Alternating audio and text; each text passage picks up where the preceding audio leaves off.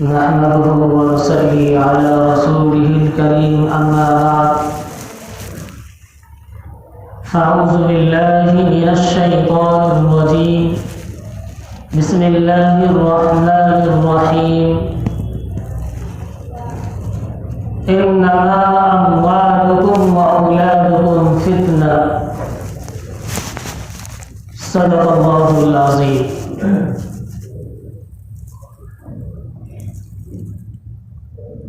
انما اموالکم واولادکم فتنہ، بے شک تمہارا مال اور تمہاری اولاد آزمائش ہے.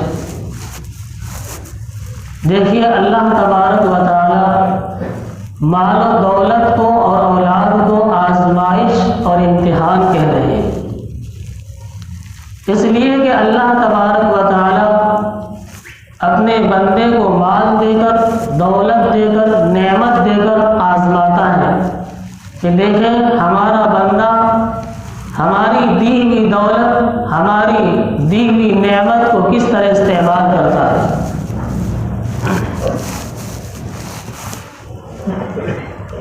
مال و دولت اللہ کی طرف سے بہت بڑی آزمائش ہے. جب آدمی کے پاس روپیہ پیسہ آتا ہے تو شیطان اس کے ذریعے سے بندوں کو اللہ کی یاد سے اکثر غافل کر دیتا ہے. انسان جتنا مال کماتا ہے اتنی ہی ان کی حرص، لالچ بڑھتی چلی جاتی ہے، اور وہ زیادہ مال کمانے کے چکر میں نماز روزے تک کو چھوڑ دیتا ہے. وہ سوچتا ہے کہ جتنی دیر میں میں نماز پڑھوں گا اتنی دیر میں 100 روپے کما لوں گا. اس طرح رفتہ رفتہ وہ اللہ کی یاد سے غافل ہو جاتا ہے. اس کے دل کے اندر تکبر پیدا ہو جاتا ہے، دوسروں کو حقیر اور ذلیل سمجھنے لگتا ہے، اور پھر اس مال کے ذریعے کبھی سنیما کا ٹکٹ خریدتا ہے، کبھی ناچ دیکھتا ہے، کبھی شراب پیتا ہے، کبھی جوا کھیلتا ہے، ٹی وی خریدتا ہے، VCR خریدتا ہے، اور نہ جانے کیا کیا کرتا ہے. لیکن جب زکوٰۃ دینے کی اور دین کی راہ میں خرچ کرنے کی بات آتی ہے تو اپنا مال دینے پر آمادہ نہیں ہوتا، وہ مال خرچ کرنے کے لیے تیار نہیں ہوتا. اب غور کیجئے کہ یہی مال اس کے لیے وبال جان بنا کے نہیں، بلکہ تمام برائیوں کا ذریعہ بنا کے نہیں، اس لیے کہ اس نے اللہ تعالیٰ کی دی ہوئی نعمت کی ناقدری کی. اور اگر وہ اللہ کی دی ہوئی نعمت کو، اپنی دولت کو اللہ کی نعمت سمجھتا ہے، اللہ کی بخشش سمجھتا ہے، تو اس کو سوچ سمجھ کر خرچ کرتا ہے.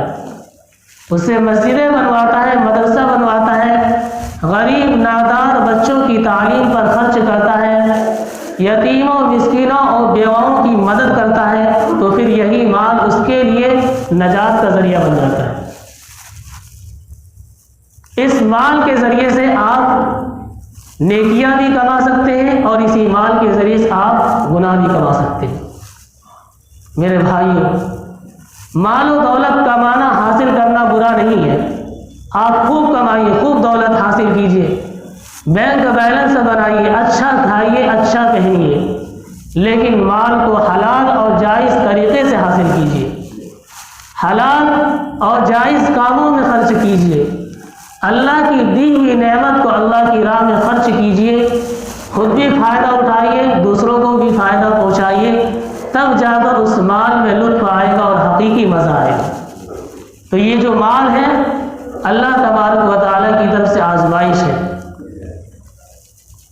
ابھی صبح فجر میں ایک حدیث پڑھی گئی تھی کہ اللہ کے نبی صلی اللہ علیہ وسلم نے ارشاد فرمایا، آپ کو یاد ہوگا، سنا ہوگا تو، کہ اللہ کے نبی صلی اللہ علیہ وسلم نے فرمایا ہر امت کے لیے ایک فتنہ ہے، اور میری امت کا فتنہ مال ہے. آج دیکھیے مال کی وجہ سے آدمی اپنے اندر اپنے آپ کو پتہ نہیں کیا کیا سمجھ بیٹھتا ہے. تو بہرحال، تو جس طرح اللہ تبارک و تعالیٰ نے مال کو امتحان اور آزمائش کہا ہے، اسی طرح اولاد بھی ماں باپ کے لیے آزمائش ہے. ہماری اولاد ہمارے لیے آزمائش ہے. یہ اولاد ہمارے لیے گناہ اور عذاب کا ذریعہ بھی بن جاتی ہے، اور یہی اولاد ہمارے لیے نیکی اور ثواب کا ذریعہ بھی بن جاتی ہے۔ اگر آپ سے کوئی پوچھے کہ بھائی صاحب آپ جو اتنی دولت کما رہے ہیں، اتنی جائیداد حاصل کر رہے ہیں، یہ کس کے لیے کر رہے ہیں؟ تو آپ کا کیا جواب ہوگا؟ یہی نہ کہ اپنے بال بچوں کے لیے کر رہا ہوں، تاکہ ان کو آئندہ مستقبل میں فیوچر میں انہیں کوئی پریشانی نہ ہو، آنے والے دن میں انہیں کوئی پریشانی نہ ہو۔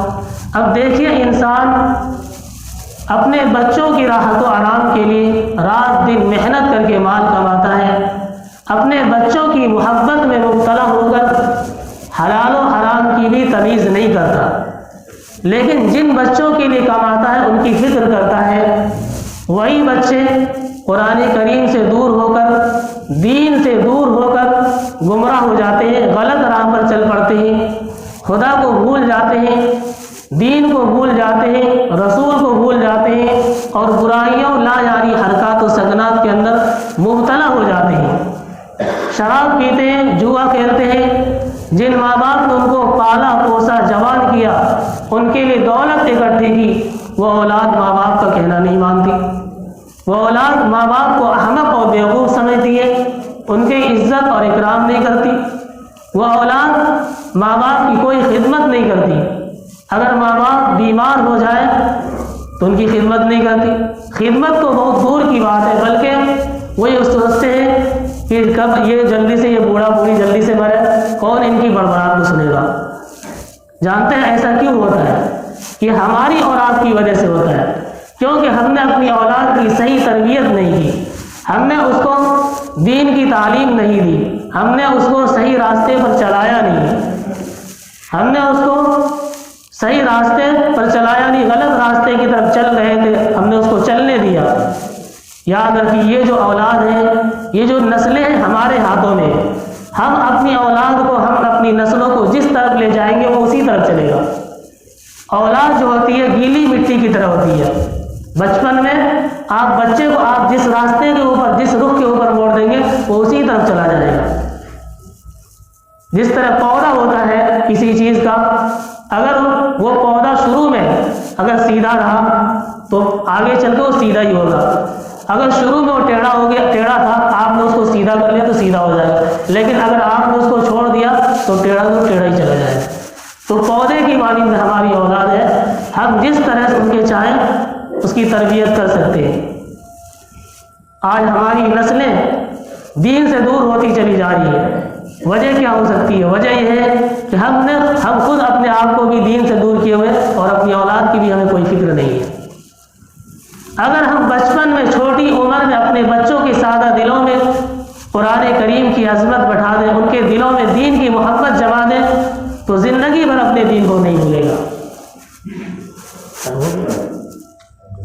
اللہ کے نبی صلی اللہ علیہ وسلم نے اسی لیے تو حکم دیا تھا کہ جب بچے 7 سال کے ہو جائے تو انہیں نماز کا حکم دو، دین کی تعلیم دو، اور جب 10 سال کے ہو جائے تو نماز چھوڑنے پر ان کی پٹائی کرو، انہیں ڈانٹ ڈپٹ کرو۔ اب غور کرنے کی بات ہے کہ جب بڑے ہی نماز نہیں پڑھتے تو بچے نماز کا ضرورت پڑھیں گے۔ میرے بھائی، غور کرنے کی ضرورت ہے، فکر کرنے کی ضرورت ہے، اپنی اولاد کی فکر کی ضرورت ہے، انہیں صحیح راستے پر لانے کی ضرورت ہے، یہ ہمارے ہاتھوں میں ہے۔ اللہ تبارک و تعالی ہم تمام